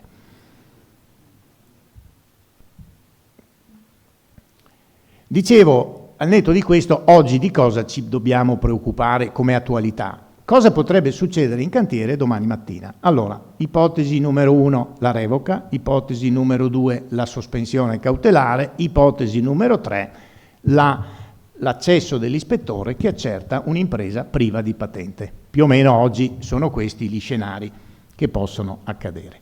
Sulla revoca andiamo rapidi, ma sottolineiamo alcune cose importanti. La revoca della patente si ha quando la patente è stata ottenuta, cioè agisco sul portale che oggi esiste ma solo per averla, non per i crediti, faccio la domanda, il portale mi rilascia il codice di cui diceva prima Enrico Vettore e quindi io ho la mia patente. Però la patente è revocata in caso di dichiarazione non veritiera sulla sussistenza di uno o più requisiti, perché i requisiti non vengono controllati da nessuno, i requisiti vengono autodichiarati e nel momento stesso in cui compilo e dichiaro, schiaccio il bottone, mi viene rilasciato il codice che è la patente. Non c'è un periodo intermedio nel quale si accerta se i requisiti esistono. Il rilascio è sostanzialmente automatico per chiunque compili dichiarando di. È chiaro che dietro a quel dichiarare... Scusa se ti interrompo. Prego. Ma su quel 50% di patenti avute, secondo te, quante dichiarazioni mendaci ci possono essere? Scusatemi. Non colgo la provocazione, ma però dà il senso di quello che è il significato di questa operazione, che di per sé avrebbe e potrebbe avere una portata enorme in termini positivi, ma come sempre l'operazione dipende poi da come viene gestita. Allora, se c'è una dichiarazione non veritiera, cosa succede? Viene revocata la patente. Attenzione che non riguarda solo chi fraudolentemente dichiara ma in realtà sa di non averla. In realtà dichiarazione non veritiera potrebbe astrattamente riguardare fattispecie un po' più dubbie. Dichiaro di avere determinati requisiti di formazione, l'ispettore va a controllare i requisiti e sorge un contenzioso sul fatto se quella certa formazione la dovevi avere oppure no. Attenzione, non mi riferisco a dichiaro che la formazione i miei lavoratori ce l'hanno ed è aggiornata, ma in realtà i termini sono scaduti, sì però sono scaduti solo da una settimana, da un mese, avevo fatto la domanda per organizzare il corso. Se sono scaduti, sono scaduti. Io mi riferisco a fattispecie diverse in cui, per esempio, siccome determinate attività lavorative richiedono una formazione abilitante specifica su specifiche caratteristiche, l'utilizzo di determinate macchine, attrezzature, i DPI o altre faccende, potrebbe l'ispettore contestare questo. Perché lo dico? Perché difficilmente o poche saranno le verifiche finalizzate alla revoca d'ufficio. Mi aspetto che accada che l'ispettore che si reca in cantiere chieda se l'impresa ha la patente e una volta mostrato che la patente esiste, l'ispettore invece che accontentarsi e fermarsi lì si reca in ufficio dove va a verificare. In realtà col portale si recherebbe in ufficio, forse in realtà chiederà all'impresa documentami ciò che hai dichiarato e allora magari sorge un contenzioso. Allora a quel punto, se la dichiarazione non è veritiera, la patente viene revocata. La prima cosa che l'ispettorato ha chiarito, e per fortuna perché è una cosa importante, la dichiarazione non veritiera rispetto al momento in cui ho reso la dichiarazione. Per cui se io rendo la dichiarazione l'1 ottobre e ottengo la mia patente e dichiaro di essere a posto su tutti gli adempimenti e la formazione è corretta e il DURC è regolare, ma 3 mesi dopo l'accesso in cantiere verifica che il lavoratore non è più con una formazione regolare perché è scaduta nel frattempo, l'ispettore sanzionerà l'impresa rispetto alla violazione dell'obbligo di formazione. Ma la dichiarazione non può essere considerata non veritiera quella di 3 mesi prima. Quindi chi ha dichiarato bene dovrà preoccuparsi di mantenere il suo bene per tutto l'iter della sua vita lavorativa perché deve continuare ovviamente a rimanere in regola, ma il momento che noi fissiamo è quello della dichiarazione. E il contrario cosa comporta? Che chi ha dichiarato male si porta dietro il rischio di revoca vita natural durante? Tendenzialmente sì. È questo il motivo per cui avrebbe dovuto tremare la mano a più di qualcuno nel momento in cui si compilavano le autodichiarazioni all'epoca del mese di ottobre, cui facevamo riferimento prima. Dopodiché la dichiarazione non veritiera oggi quindi potrebbe comportare che N imprese che la patente ce l'hanno sono esposte al rischio della revoca. Significa che l'ispettore arriva in cantiere, chiede, trova, mi caccia fuori dal sistema? Tendenzialmente no, perché? Perché non si applica, o almeno l'ispettorato così ha scritto nei suoi atti interpretativi, nella circolare, non si applica il principio generale in base a cui quando tu fai un'autodichiarazione e dichiari una cosa non veritiera decade il beneficio per il quale tu hai reso la dichiarazione e quindi dovrebbe automaticamente decadere la patente che io ho ottenuto con quella dichiarazione. In realtà la circolare ministeriale dice che la revoca si avrà all'esito di un confronto con l'impresa interessata. C'è anche un cenno nella circolare al fatto che questa dichiarazione non veritiera deve essere accertata in via definitiva e siccome parliamo di atti amministrativi ne devo dedurre che io potrò impugnare e contestare e far valere le mie ragioni fino all'ultimo grado di giudizio possibile, che in pratica significa che sto lottando per vivere, per sopravvivere, perché se mi revocano la patente sono morto. E dice anche che queste valutazioni vengono compiute valutando la gravità. Fa l'esempio dell'impresa che ha dichiarato cose non veritiere rispetto alla formazione dei dipendenti, dove però dice dobbiamo vedere se i dipendenti che sono stati dichiarati impropriamente sono impiegati dell'ufficio e non personale che si reca in cantiere. Tutto questo nella norma non c'è, tutto questo fa parte di questa chiave interpretativa che ci sembrerebbe, credo, mostrare il fatto, e anche per altre cose poi vedremo è così, è come se l'ispettorato volesse comunque dare un colpo di freno sulla portata di questo provvedimento di revoca e cioè volesse negli intendimenti evitare di creare un meccanismo automatico che potrebbe essere potenzialmente devastante per il soggetto imprenditore.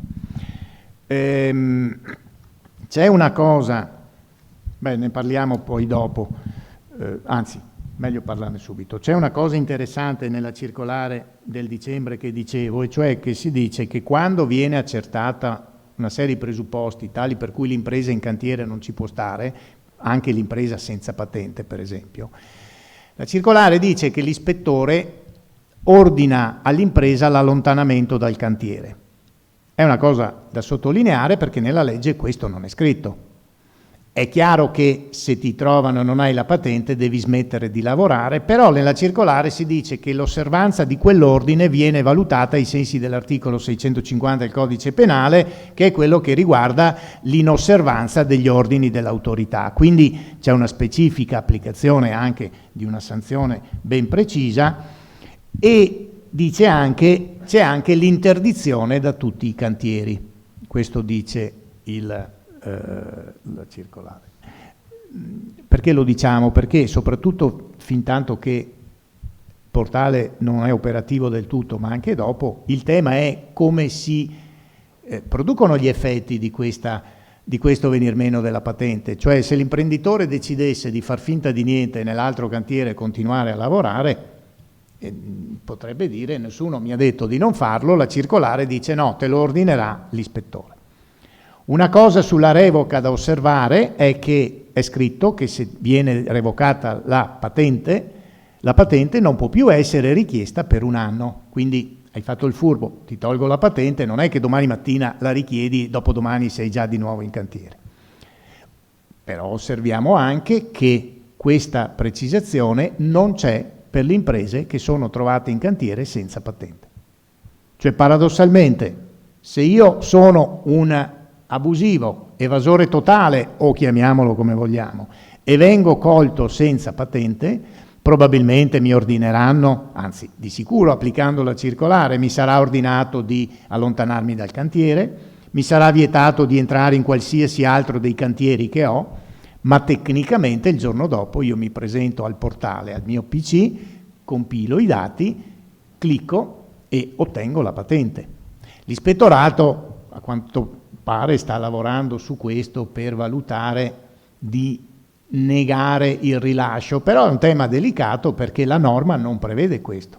La norma non dice che la patente fra i suoi requisiti ha il fatto di non avere determinati precedenti o di non aver subito un accertamento nell'anno precedente o qualcosa del genere. C'è per la revoca, ma non c'è per l'altro caso. Revoca di patente, vediamo anche l'altro aspetto, committente responsabile lavori, ma soprattutto il committente dal lato contratto, perché c'è questo aspetto di cui si parla sempre troppo poco, ma che mi pare invece uno degli aspetti più importanti. Cosa succede a un contratto d'appalto in cui l'impresa appaltatrice subisce la revoca della patente? È un contratto che si ferma dal punto di vista fattuale, nel senso che l'impresa non può più lavorare. Quello che sarà da capire è cosa succede dal punto di vista giuridico. C'è una responsabilità del committente. In realtà il committente, se la patente l'aveva controllata, non ha nulla a che vedere lui con le circostanze della revoca, perché la revoca per dichiarazione non veritiera non coinvolge il committente non può e non deve verificare la veridicità della dichiarazione, gli si dà una patente, deve verificare l'idoneità tecnica o professionale, ma è un'altra questione che con questo non c'entra nulla. Che cos'è? È una risoluzione per inadempimento? È una risoluzione per impossibilità sopravvenuta? O è una condizione risolutiva, cioè la risoluzione presuppone una decisione del committente che risolve il contratto nei confronti di... O invece la configuriamo nel contratto come una condizione risolutiva, cioè un evento futuro incerto che se si verifica scioglie il contratto per il solo fatto che quell'evento accade. Dipende da come abbiamo scritto il nostro contratto. Se non abbiamo scritto niente nel contratto, abbiamo automaticamente via libera per cacciare l'impresa. Il contratto è un contratto valido che si interrompe, non è un contratto nullo perché all'inizio l'abilitazione a operare c'era nel momento della firma. Tra l'altro la revoca può essere impugnata, può essere oggetto di contestazione, il giudice potrebbe stabilire che la revoca era illegittima e quindi questo renderebbe di nuovo il contratto a tutti gli effetti valido ed efficace. Le questioni non sono banali. L'ulteriore questione è quale effetto provoca la revoca della patente dell'appaltatore rispetto a tutti i subcontratti con i subappaltatori, che saranno verosimilmente costretti a subire la sorte del contratto principale.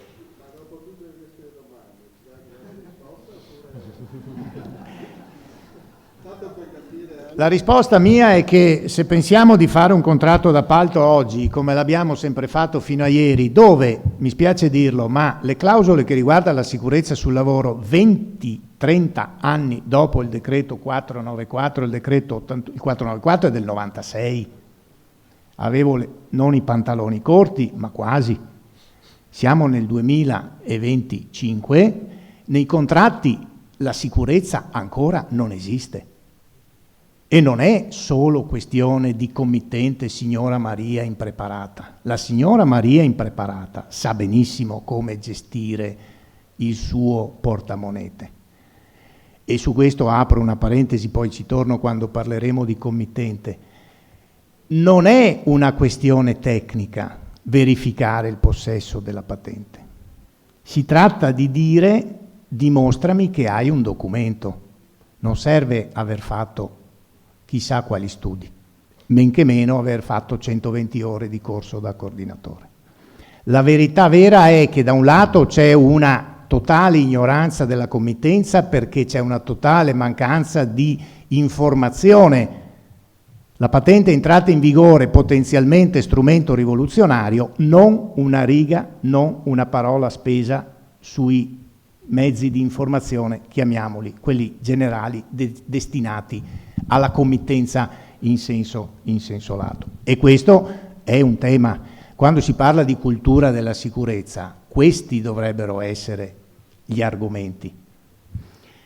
Detto questo, i contratti, ripeto, sono comunque dei contratti che sono tutt'oggi compilati molto male. Quindi l'unico suggerimento che potrei dare è: pensiamo a dedicare una piccola clausola del contratto d'appalto di subappalto a cosa succede se la patente viene meno, quale che ne sia la causa, perché è come se l'impresa diventasse, l'impresa diventa dalla sera alla mattina priva dei requisiti di legge che le consentono di lavorare. Punto. Posso aggiungere della carne al fuoco, che potrebbe essere utile per noi professionisti per spiegare la cosa al committente? Come ci si comporta nel caso in cui il nostro committente voglia godere dei bonus fiscali sull'edilizia? Il fatto di non avere la patente a punti, cioè, va spiegato al committente perché c'è una correlazione. Uno dei punti che presuppone la normativa sugli incentivi, la dico in generale, ma certo, comunque è il rispetto delle norme di sicurezza. Se tecnicamente io voglio rifiutare a qualcuno un incentivo e devo andare a cercare nelle carte di un appalto il presupposto per negare un incentivo, la sicurezza mi consentirebbe di revocare incentivi a mani basse. Quindi questo potrebbe essere uno strumento che noi professionisti possiamo utilizzare per spiegare al committente durante la scelta dell'impresa l'importanza che lui ha come responsabile dei lavori nel scegliere l'impresa. Anche perché insisto sul fatto che è un controllo documentale, non è la questione di vedere se lavori bene o male in cantiere, è una questione formale che io posso verificare 1, 2, 3 anni dopo che il cantiere è finito. La tua mancanza di patente è lì, è dentro il fascicolo. E quindi da questo punto di vista una riflessione ulteriore, e la domanda è assolutamente pertinente, una riflessione ulteriore. Mi sì. permetto di aggiungere questo: pochi sanno, ma quando viene lo SPISAL in cantiere e il cantiere non ha il coordinatore della sicurezza nominato né in progettazione e esecuzione e non c'è nemmeno la notifica preliminare, lui sospende i lavori e obbliga la nomina di un coordinatore in fase di esecuzione, mi sembra sia l'articolo 92, che deve fare anche il PSC. Tecnicamente loro dovrebbero comunicare al comune che quel cantiere non aveva la notifica, quindi decade il titolo e di conseguenza, riflettiamo un attimo, decadono anche tutti i benefici. Quindi proprio anche il fatto che l'impresa che il committente vuole chiamare e che lui non vuole verificare se ha o meno la patente a punti o se è in regola perché comunque è quella che mi fa meno e perché lo conosco da una vita, attenzione, perché quando viene fatta la verifica da parte dell'Agenzia delle Entrate documentale sullo sgravio del 50 o 36%, cosa domandano quando vi chiamano in comune? L'IMU pagata degli ultimi 5 anni, i titoli, la contabilità e poi la notifica preliminare, perché come ha detto l'avvocato, la notifica, come posso io Stato sgravarti del 50% se non c'è qualcuno che ha controllato che l'impresa che era in cantiere ha lavorato in sicurezza e si pagava i contributi? Quindi se dobbiamo cercare di far leva sui nostri committenti privati, non parlo del pubblico perché i RUP sanno esattamente la responsabilità che hanno e anche le varie società, perché c'è un accesso al credito, perché le società immobiliari lavorano con i soldi di accesso al credito e qui si apre un'altra parentesi enorme sull'importanza, come diceva prima l'avvocato, della patente a crediti, perché più avanti andremo nei prossimi anni, l'accesso al credito sarà legato a determinati requisiti, non semplicemente a un piano economico e finanziario e alla solidità di chi chiede i soldi per poter fare l'operazione, ma il credito verrà dato alle singole persone e alle imprese sulla sostenibilità del progetto, che vuol dire tante cose, dalla sostenibilità ambientale alla sostenibilità legata alla sicurezza, non solo economica. Quindi mi scuso con Giovanni per questa cosa, utilizziamo questo aspetto legato ai bonus sull'edilizia per far comprendere ai clienti la loro responsabilità nella scelta dell'impresa.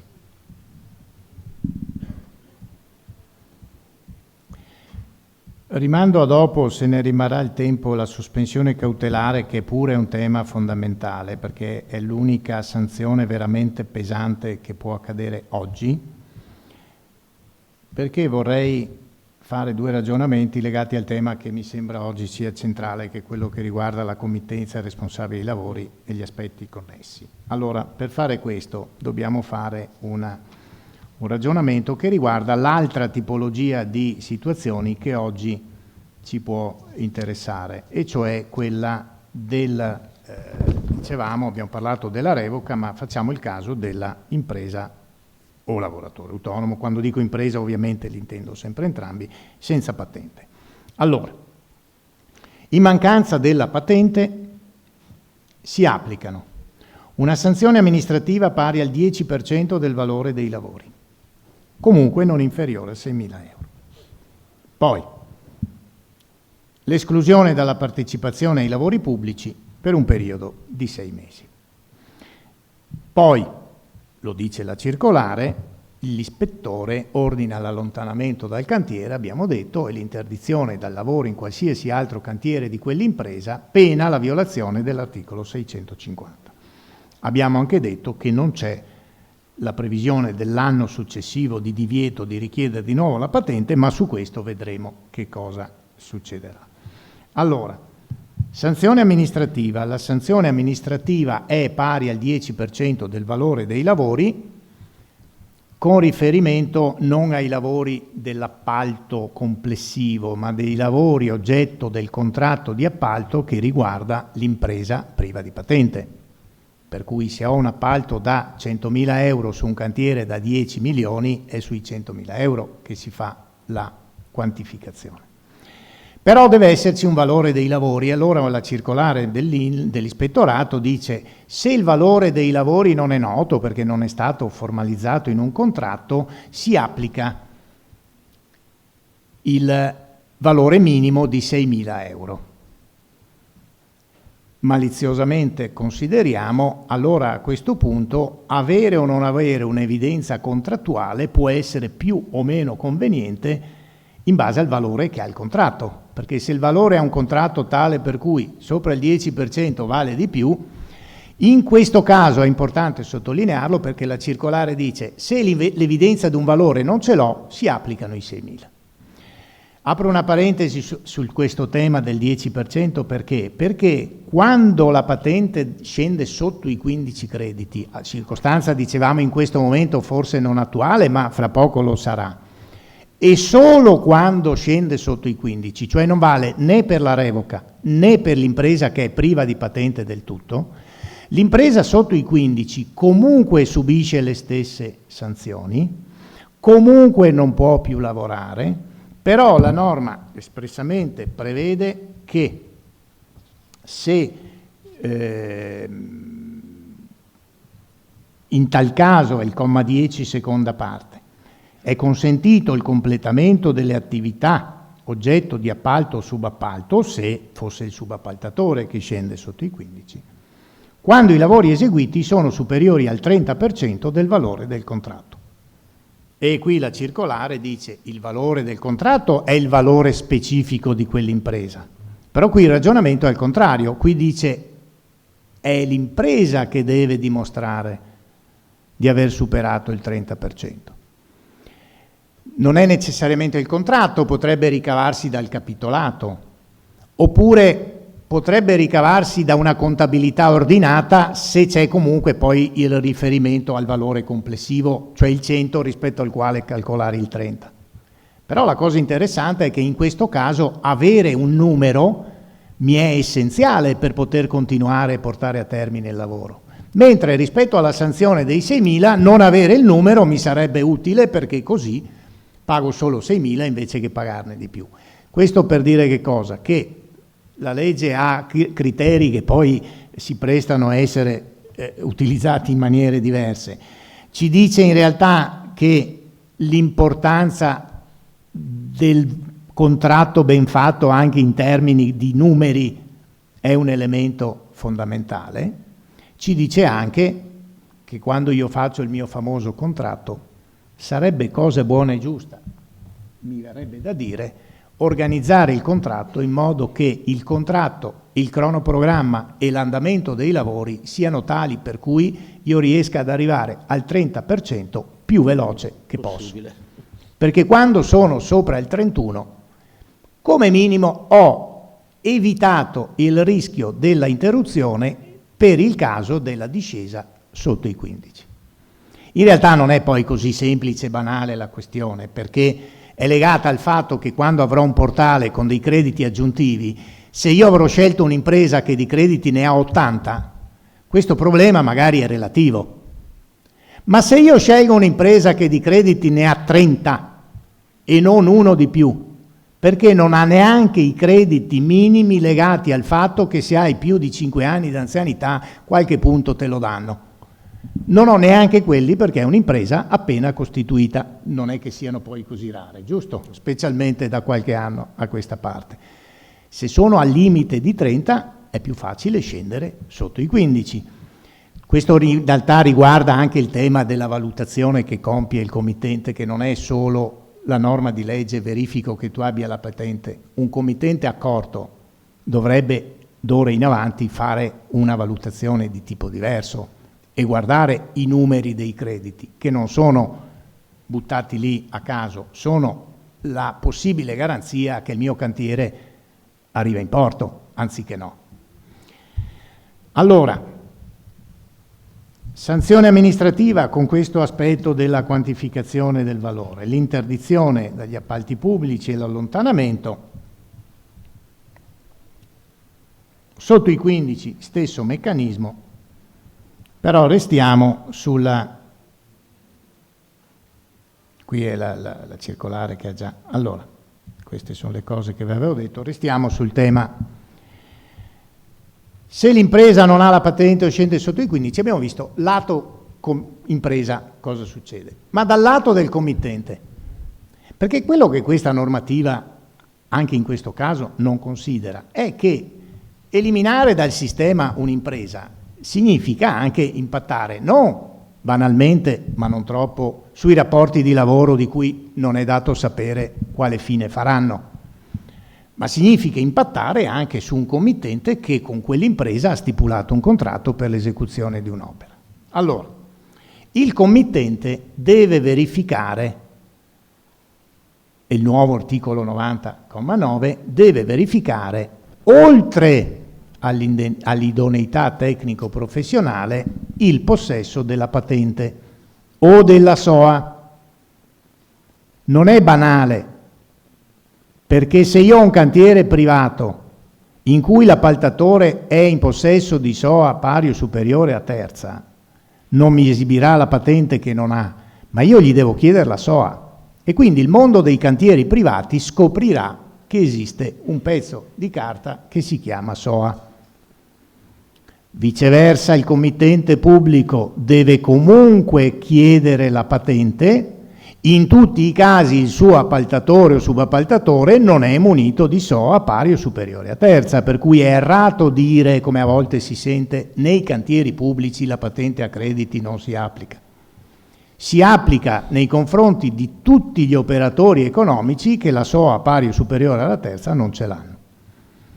Ed è un obbligo aggiuntivo sanzionato anche dalla norma. Però su questo la circolare del dicembre ci dice una cosa importante, e cioè ci dice che,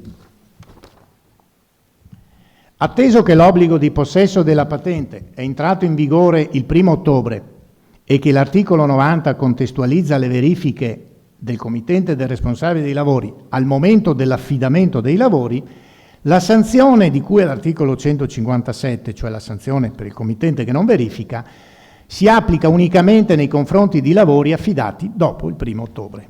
Cioè l'ispettorato dice: se l'obbligo di patente c'è dal 1° ottobre e anche l'obbligo di verifica c'è dal 1° ottobre, se il cantiere dura altri 5 anni ma è cominciato prima dell'ottobre, io non posso sanzionare il committente per non aver chiesto una patente nel momento in cui l'obbligo di patente ancora non esisteva.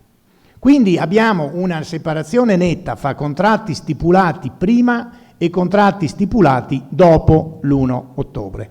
Per tutti quelli stipulati prima non è, attenzione, che per quelli stipulati prima la patente non ci deve essere, per carità, dall'1 ottobre anche quei contratti richiedono la patente in capo all'impresa, ma quello che non c'è è l'obbligo del committente di verificarlo. Questa frase è importante per un altro motivo, ed è quasi ancora più importante per un altro motivo. L'ispettorato sembra dirci che la verifica di possesso della... ci dice che la verifica di possesso della patente si compie in quel momento lì e basta. Perché una delle questioni che ci si era posti era: ma io devo verificare in corso di cantiere la permanenza del possesso della patente in capo all'impresa? Io committente, io responsabile dei lavori, la circolare ci dice di no. Quindi una volta che tu la patente me la mostri al momento in cui stiamo per affidare i lavori, non devo fare più le verifiche ulteriori successive. Questo riguarda il momento di affidamento dei lavori del singolo contratto. Quindi ogni volta che si verifica una circostanza che determina l'insorgere dell'obbligo, devo applicare l'obbligo. La norma dice che il committente o responsabile dei lavori deve verificare la patente anche in caso di subappalto. Non è in realtà una vera novità, perché anche l'idoneità tecnico-professionale il committente la deve verificare anche nei confronti dei subappaltatori. Di per sé non ci sarebbe niente di nuovo.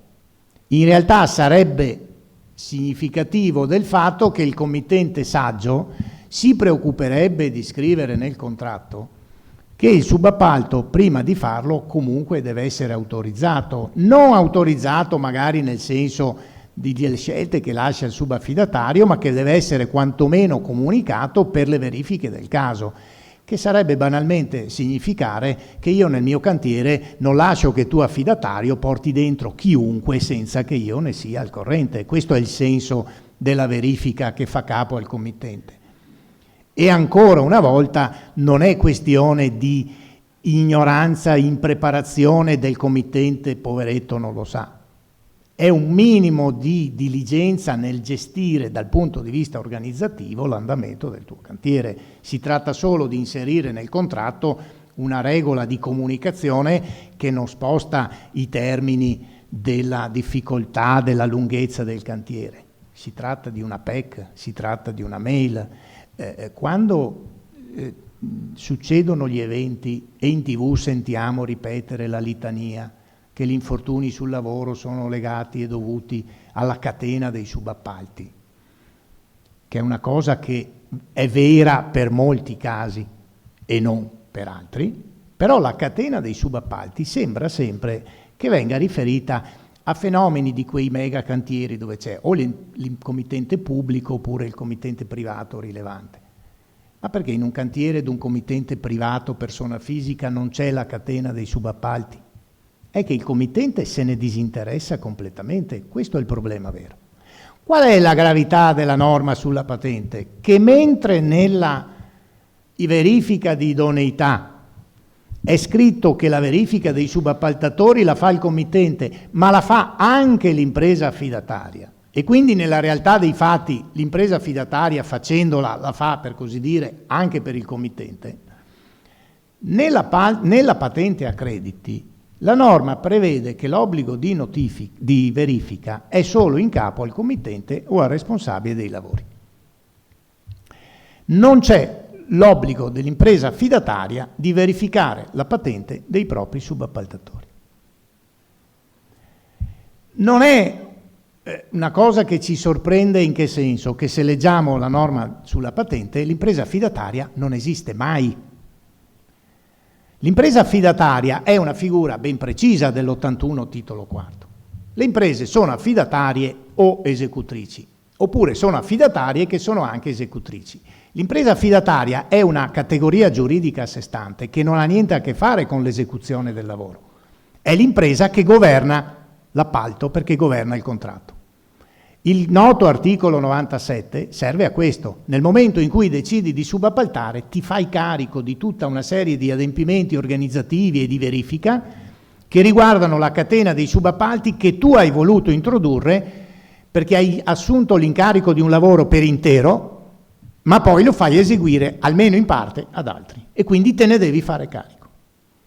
Una delle norme che sono rimaste più disattese perché nei cantieri di oggi, ancora oggi, anche cantieri di un certo tipo o comunque imprese e professionisti e lavoratori autonomi di un certo tipo, ancora oggi si percepisce che la figura dell'impresa affidataria rimane in qualche modo, per così dire, evanescente.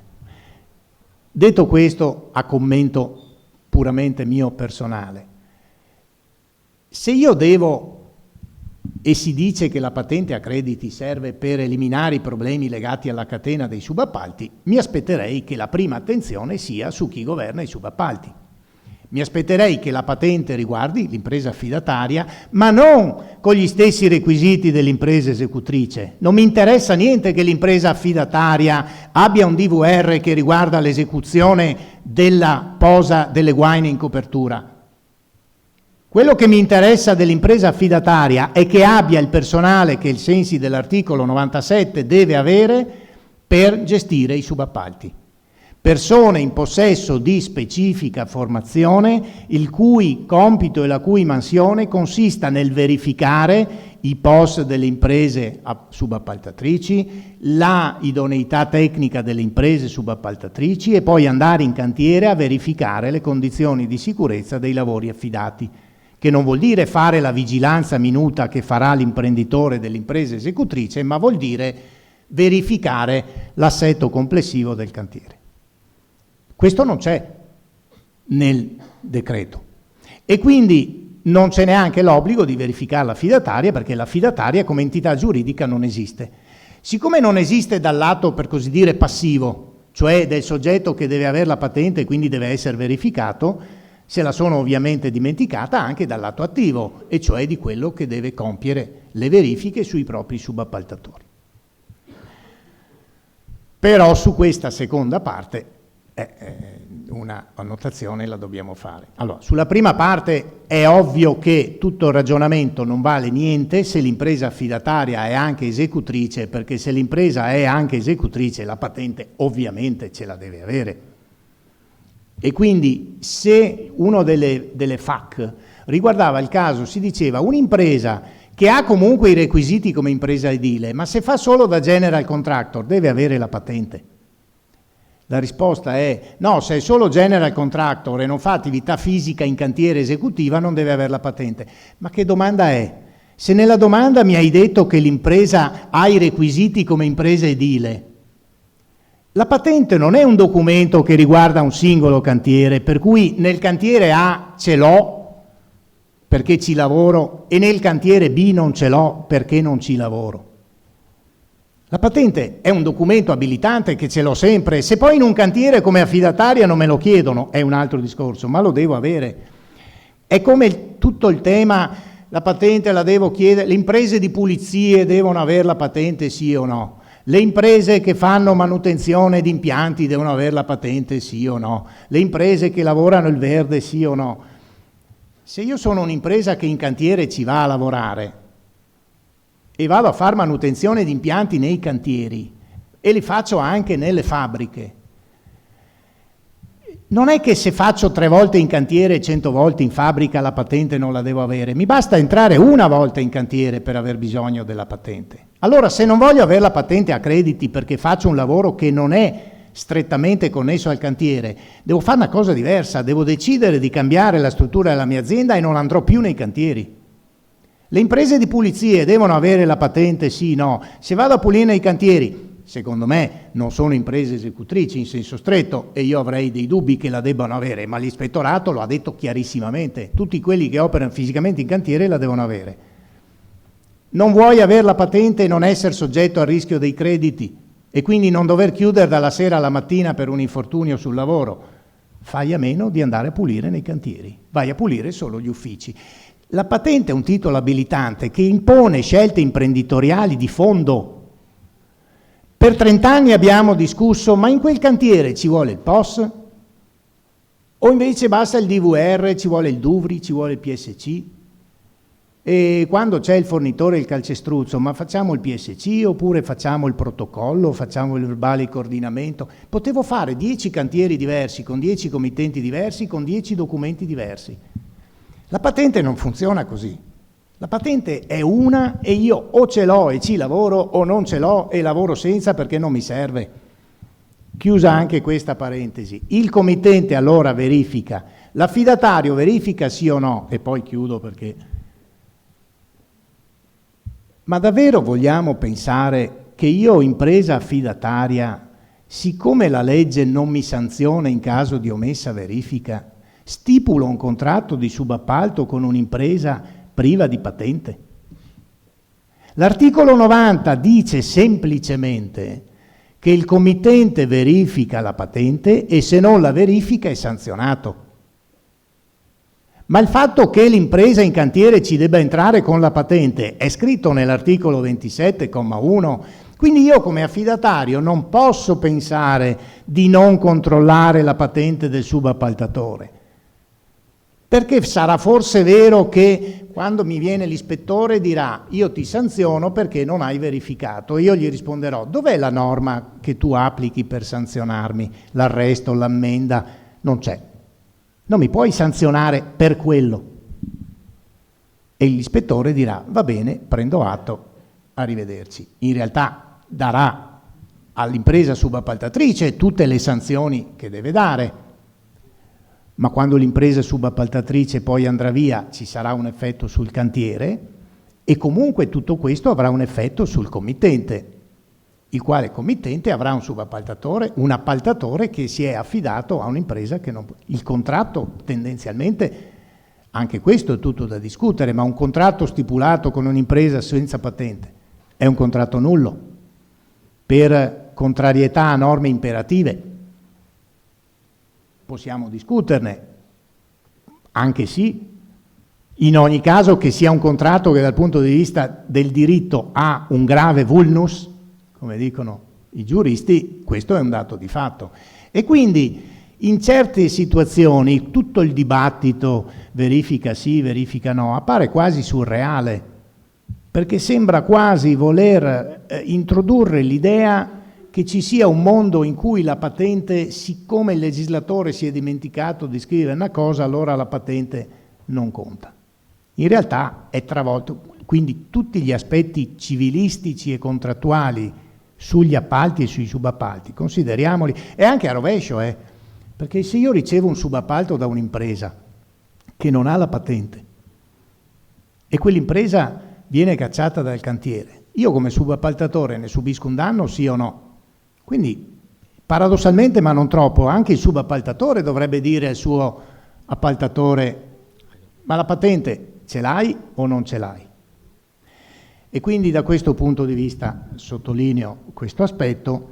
Gli aspetti contrattuali li sottolineo perché secondo me sarebbe lì che davvero dovrebbe farsi la differenza, perché se il committente capisce che quello che rischia è un cantiere che si pianta, che diventa fonte di un contenzioso, rispetto al quale la sua opera rischia di non finire più o di finire molto più tardi.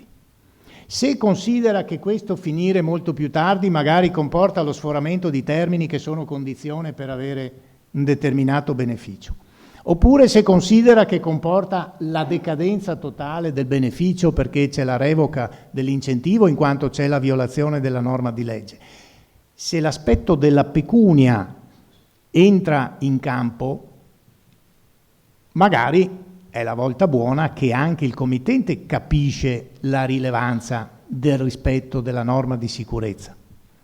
Chiudo con una considerazione sul coordinatore e sempre a proposito del committente impreparato. Prima c'è stato un intervento della sala che riflette quello che è un dato di fatto, e cioè che spesso e volentieri il professionista si trova a gestire committenti che poco ne sanno, per usare un eufemismo, e assume una funzione di supplenza, per cui chiede determinati documenti al posto del committente. Allora, la verifica di idoneità, la richiesta della patente, ma anche la notifica preliminare, sono adempimenti del committente o del responsabile dei lavori. È spesso il coordinatore o comunque il professionista che assume il ruolo di responsabile dei lavori, ma le attività le compie in quanto responsabile dei lavori, non in quanto coordinatore e neanche in quanto esperto. È un ruolo formale ben preciso, che io dovrei presumere di trovare riportato, per esempio, nella notifica preliminare.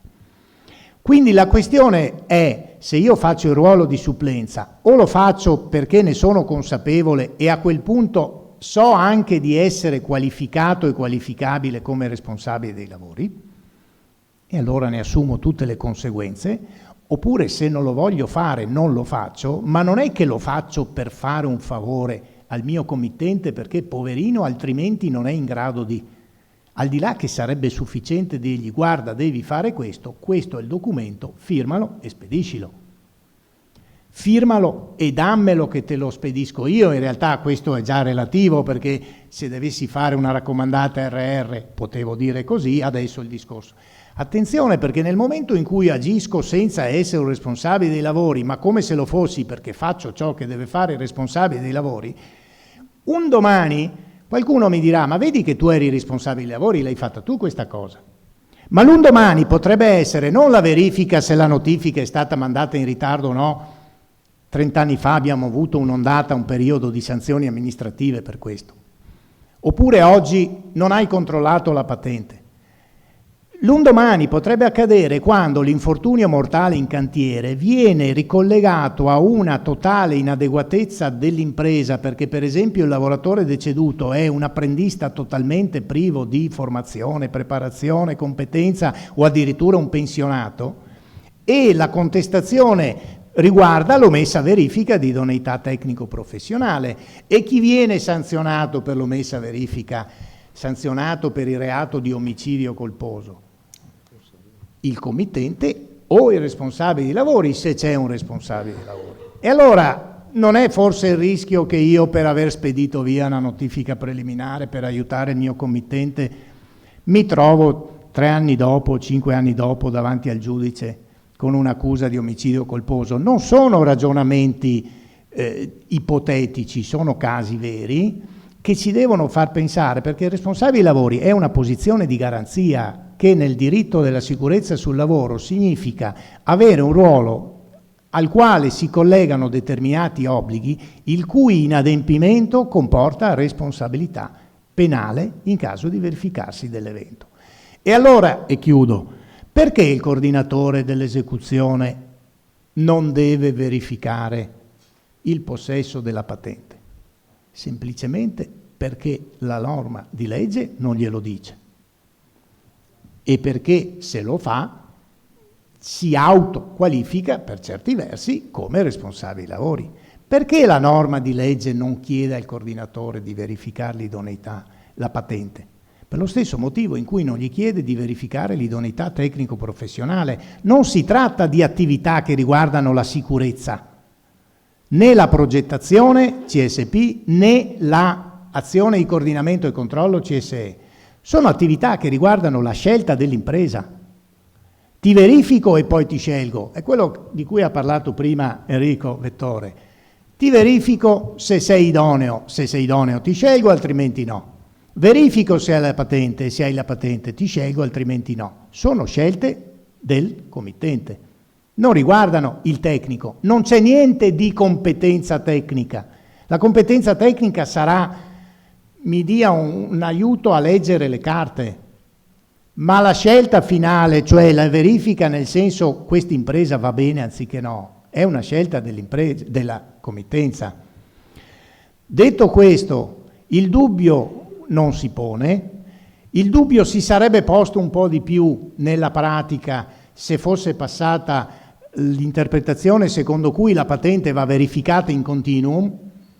Paradossalmente avrebbe dovuto dire che l'ipotetico coordinatore tutte le mattine deve verificare il portale, e già questo come scenario era abbastanza uno scenario preoccupante. In realtà c'è un ultimo aspetto, e chiudo, che riguarda l'accesso al portale, ma anche quello la dice lunga. Chi avrà l'accesso al portale? Nella prima versione la norma diceva, nelle bozze diceva, avranno accesso al portale coloro che hanno un interesse giuridico qualificato e comunque i seguenti soggetti. Nella nuova versione il riferimento all'interesse giuridico qualificato non c'è, perché è il legislatore che dice quali sono i soggetti qualificati. E allora la domanda che ci poniamo è: perché il titolo per accedere al portale ce l'ha il responsabile dei lavori e non il committente? E questa è una domanda che non avrà mai una risposta, perché non può avere risposta, perché è un paradosso che il soggetto incaricato dal committente possa avere l'accesso, ma il committente non possa averlo lui, e che il committente che non nomina un responsabile dei lavori non possa avere l'accesso. Seconda domanda: perché il coordinatore per la progettazione ha accesso al portale? Per la progettazione proprio ci domanderemo, non riusciamo proprio, ma perché il coordinatore per l'esecuzione ha l'accesso al portale? Per svolgere quale funzione? Nel momento in cui non deve verificare il possesso della patente, perché deve accedere al portale? È la chiara indicazione di una norma che è stata scritta senza riflettere, a mio avviso, in maniera adeguata sull'elenco che è stato fatto. E l'ultima indicazione in questo senso è che possono accedere al portale, la dicitura esatta ve la vorrei dire, ma non so se ce l'ho qui nel decreto, i soggetti che sono intenzionati ad affidare un lavoro a un'impresa o a un lavoratore autonomo. Il che ha molto senso, perché se devo verificare la patente e la patente è nel portale, come faccio a verificare la patente se non mi dai l'accesso al portale? Ma se io sono uno che deve affidarti il lavoro e sono uno che intende affidarti il lavoro, io per quell'appalto non sono nessuno. Sono uno che forse diventerà un committente, ma in quel momento sono nessuno. Io potrei verificare la patente di 5 imprese diverse perché devo decidere quale contrattualizzare. E allora non è come dire l'accesso al portale ce lo hanno tutti? Il che alla fine significa: questo portale, posto che la patente è un requisito, titolo abilitativo, eccetera, è un qualcosa che deve contenere un'informazione che deve essere pubblica. o no? E se non deve essere pubblica, perché dobbiamo tenerla segreta? In cosa sta il segreto? In questo momento non è ancora operativo il portale, perché c'è in corso anche una definizione dei profili legati alle osservazioni mosse dal garante della privacy. Perché è vero che serve avere la patente così come serve avere la Camera di Commercio. E nessuno si sognerebbe di dire che la Camera di Commercio la teniamo segreta, la può chiedere solo qualcuno di vederla. Però è anche vero che dietro la patente non c'è solo il numero dei punti, ci sono le vicende, ci sono le sentenze, ci sono i precedenti penali di quel certo tipo. E quindi non è vero che è un dato che tutti devono conoscere, cioè ha una rilevanza, un'implicazione. Io non so se la soluzione potrebbe stare nel prevedere che il portale abbia aree di accessibilità diverse. Però sicuramente è un dato di fatto che se creiamo un sistema in cui la signora Maria, che ripetutamente emerge 40 anni dopo, 40 anni fa la signora Maria è sorta nei convegni perché il problema era che queste benedette 120 ore creavano una professionalità specifica che la signora Maria non può avere. Il concetto era queste figure di coordinatori che nessuno sapeva, erano figure che bisognava capire cosa fossero, non poteva essere la signora Maria. Per quello si citava l'esempio della signora Maria. Ma la signora Maria invece come committente sa benissimo i numeri suoi e quello che vuole commissionare. Allora, se arriviamo a una conclusione in cui questa patente non è un dato accessibile alla generalità dei soggetti interessati a verificare che la patente esista, creiamo, credo, un cortocircuito dal quale rischiamo di non uscire più. Quindi questo è un punto che andrà ben definito. Per ora che si sia detto che la verifica si fa all'inizio e non va fatta in continuo è un dato importante, per i professionisti è un dato molto importante. Però se 30 anni fa è cominciata questa prassi per cui per gestire committenti poco preparati si svolge un ruolo di supplenza, la patente ripropone questioni che già da 30 anni discutiamo, è una cosa che va gestita con la massima attenzione, perché il ruolo di supplenza comporta anche la necessità poi di determinate responsabilità. E come sempre parlando di sicurezza sul lavoro, il rispetto del ruolo di ciascuno è un aspetto fondamentale. Ognuno ha una lista di obblighi numerosa, pesante, rigorosa, ma definiti rispetto al suo ruolo. E ognuno svolge gli obblighi che sono propri del suo ruolo, non sovrapponendo o ampliando obblighi altrui, perché altrimenti si ha quella che è la responsabilità per assunzione, cioè tu quell'obbligo non ce l'hai per legge, però te lo sei preso tu di tua iniziativa e quindi siccome comunque l'hai violato io ti sanziono. Questo è lo scenario che dobbiamo tenere a mente. Quando usciranno le norme attuative sui crediti ulteriori, eccetera, eccetera, ci sarà un'ulteriore occasione di riflessione su tutto questo, soprattutto quando il portale verrà attivato con le regole che ci diranno come accedere, chi accede e con quali contenuti visibili, probabilmente tutta una serie di risposte a queste domande di carattere, chiamiamolo sistematico, forse ci saranno. E quindi siamo solo a metà del guado, forse neanche a metà, di un percorso che deve completarsi prima di poter trarre delle conclusioni definitive.